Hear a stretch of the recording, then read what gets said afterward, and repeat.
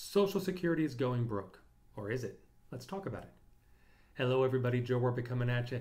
And today I want to put to rest the rumors, which are incorrect, that Social Security will not be available to you, the listener, in the future.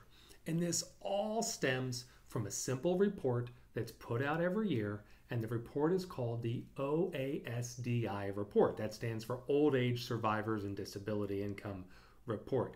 Basically what we get is we get a report back showing us how much money we're spending, how much money we're receiving, and then they do their best to extrapolate out into the future. And what all the hullabaloo, what all the talk is about is one little graph which says based on certain assumptions in the year 2034, the trust fund will run out of money. So let's first talk, what does this mean when it happens? Does this mean that when the trust fund is empty, Social Security will no longer pay a benefit? That's not what it means at all.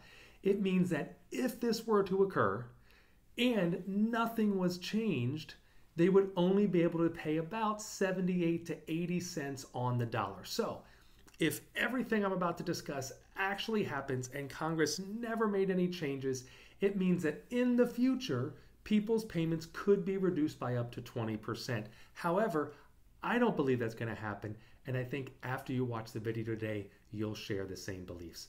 Let's talk about what kind of data the administration is looking at. Well, they have to take into account births, deaths, and unemployment, and they have to decide and extrapolate out in the future how many people are going to be born, how many people are going to die, how much Social Security is going to pay out. So all of this is based on estimates. So what the trust fund does is it does a low, an intermediate, and a high prediction. Low, what they're saying is that we have more deaths, we have more births, and that would mean less people claiming and more people paying into the system.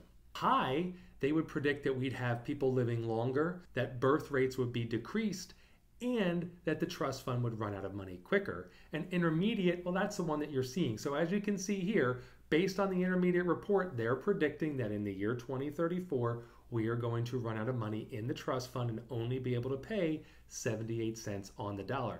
And how have they fared in the past based on their estimates? Have they gotten it right or have they been wrong? All of this goes around the trust fund, which currently has about $2.8 trillion in it as of the end of 2020. Those are the latest numbers we can get, is going back to the end of 2020. And as we can see, over the last 100 years, the trust fund has actually been gaining money every year. It has not lost any money. However, if we look to see what the report said going back in time, how accurate were they in their predictions? Well, if we go back to 2016, we can see that they predicted that in the year 2019, the trust fund would begin to go negative. Then in 2017, they changed their prediction that the trust fund would go negative in 2021. In 2018, they predicted the trust fund would go negative that year. In 2019, they predicted it would go negative in 2020. Then in 2020, they predicted it would go negative in 2021. And then in 2021, they predicted it would go negative in 2021. And you know what?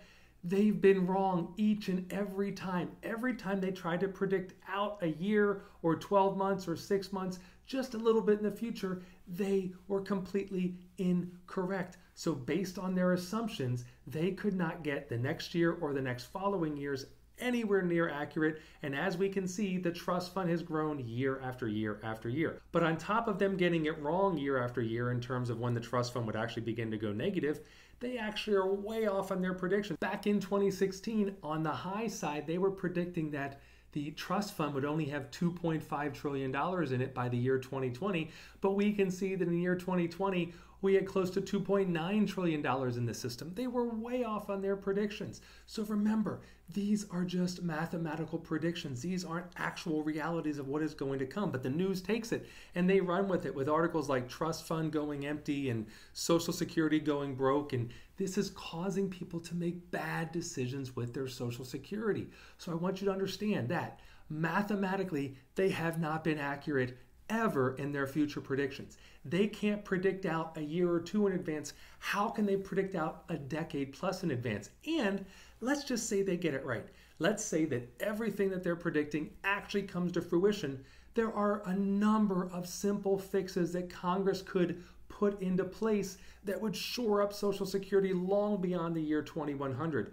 There are fixes like they could raise full retirement age, which currently is age 67. They could just say that anybody born after 1980 can't retire until 68 or 69. They could reduce cost of living adjustments, which cost of living adjustments last year were 5.9%.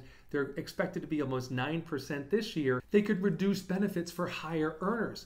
So that means if you're making $400,000, $500,000, $1 million a year, Social Security could come out and say, okay, you're making so much more money, we're not going to give you as big of a benefit. They could simply increase the tax that they charge. Currently, they charge you 6.2% and they charge your employer 6.2%. So that means if you're self-employed, you got to pay the whole 12% yourself.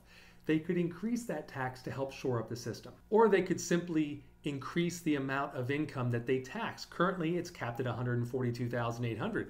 If they took that up to $400,000, that would shore up the system in all three, the low, the intermediate, and the high, all the way until the year 2100. So there are any number of fixes that Social Security could put into place to get rid of this problem. However, how many politicians are worried about the year 2034? The answer? Zero. There's no politicians out there that are worried about anything a decade or more in the future. They're worried about their next re-election. So if we get out to the late 20s, the early 30s, and these numbers hold true, that is when you will expect to see Congress actually make a change to the system. Simple changes they could put into place at any time. And I'm here to tell you, the largest lobbying organization today is AARP. So when this becomes a true issue, you will bet that Congress will do something to fix it, but they're not going to do it for a while. Hopefully this information makes you feel better that more than likely the system is not going to run out of money by the year 2034, that even if the system did run out of money, you would still receive your benefit, that Congress could make fixes at any point in time to shore the system up into the future. So with that being said, watch one of my other many videos on when you should apply for Social Security. So you want to take Social Security age 62. I have a lot of information out there, and I need you to not make this decision based on fear. Make it based on math. If you like videos like this, make sure you subscribe to see future videos. Put comments down below. This video is actually being made because one of my subscribers commented, said I should make it, and I'm doing it for you. Thank you for your comments. Keep them coming. Keep coming back every week to get updates on financial planning ideas, what's going on in the economy, what's going on in the stock market, and how all of this affects your money. Thank you for watching, and I'll see you next week.